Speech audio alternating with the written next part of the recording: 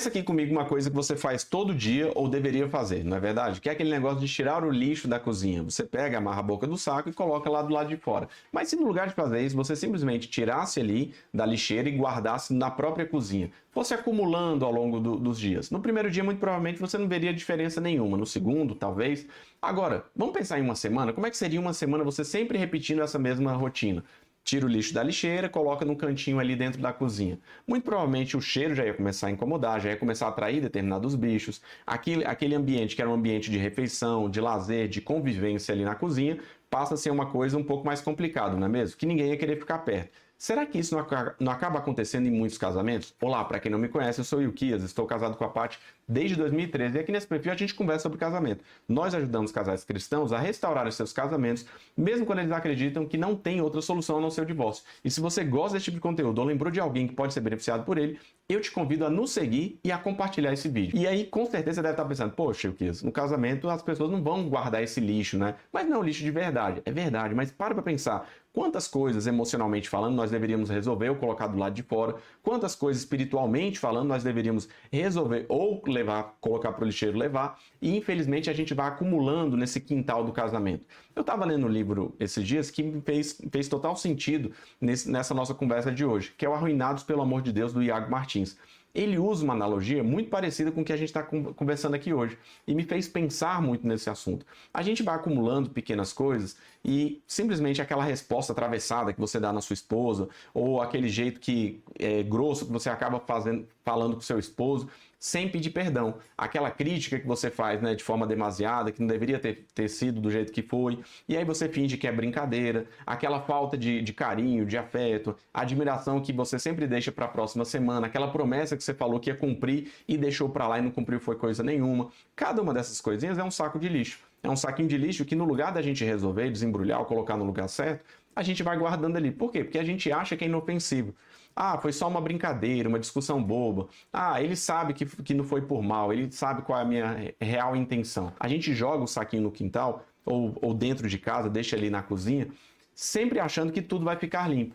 Mas não está limpo, não é verdade? Quando a gente é ofendido, quando a gente é machucado, o cheiro desse saco de lixo acaba nos incomodando, não é verdade?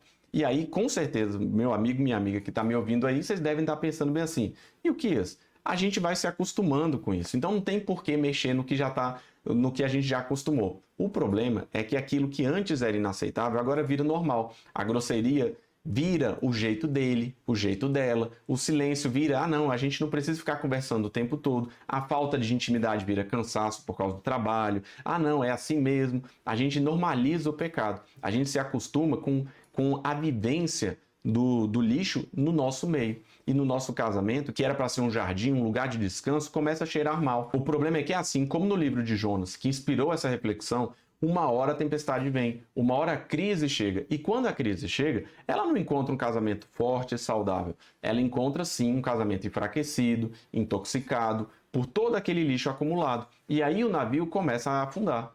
E sabe o que é mais doido de toda essa nossa conversa aqui? É que no meio da tempestade, em vez de a gente olhar para o quintal e falar, caramba, meu, isso aqui é culpa minha, eu fui acumulando ao longo dos anos e agora o nosso casamento está enfraquecido. Não, na verdade, sabe o que a gente faz? A gente passa a apontar o dedo para o outro. Ah, o outro viu isso aqui. É a síndrome de Jonas, né? Então, no lugar de você colocar a culpa em si mesmo, você terceiriza a culpa. E eu vejo isso aqui todo dia. É impressionante, meu. É sempre o outro sendo o problema. Ah, Ilquias, meu casamento vai mal. Aí você vai conversar com a pessoa, com o marido, com a esposa. É sempre muito claro assim. Se conversa com o marido, o problema é a esposa. Se você conversa com a esposa, o problema é o marido. Mas ainda é mais fácil confessar o problema do que se arrepender de verdade.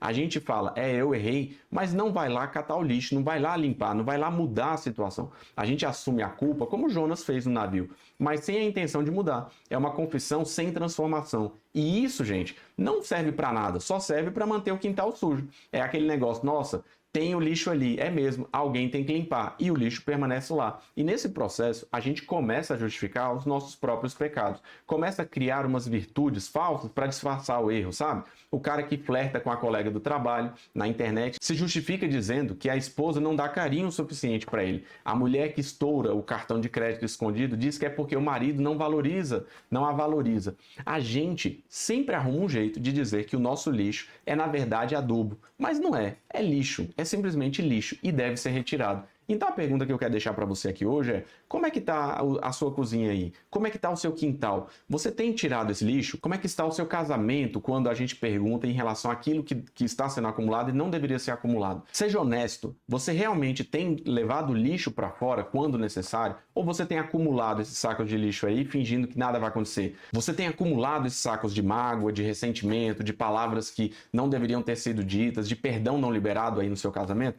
Porque a boa notícia é que não importa o tamanho da montanha de lixo, a salvação vem do Senhor. A mesma graça que alcançou Jonas lá no fundo do mar, que alcançou Nínive, ou seja, uma cidade inteira perdida, pode alcançar o seu casamento hoje. Mas não adianta esperar um milagre enquanto você continua jogando mais sacos de lixo no lugar errado. A mudança começa com uma decisão, a decisão de parar de acumular esse tanto de lixo aí, de parar de apontar o dedo, de pegar uma pá, um saco de lixo e levar para o lugar certo ou enterrar isso aí do jeito que deveria ser. Começa com uma oração mais difícil e mais poderosa que um esposo ou uma esposa pode fazer. Senhor, muda a mim, me mostra o lixo que eu tenho produzido e me dá força para limpar, me dá força para tirar isso do meu casamento. Não espere a tempestade afundar o seu navio, comece a limpeza hoje, porque um casamento limpo, um casamento sem lixo, é o jardim onde o amor de Deus pode florescer de verdade. Pense nisso aí. Se você gostou desse tipo de conteúdo, se você gostou desse tipo de vídeo, eu te convido a nos seguir. Se você lembrou de algum casal que pode ser beneficiado por ele, eu te convido a compartilhar com eles. Um grande abraço e até o próximo vídeo. Tchau, tchau.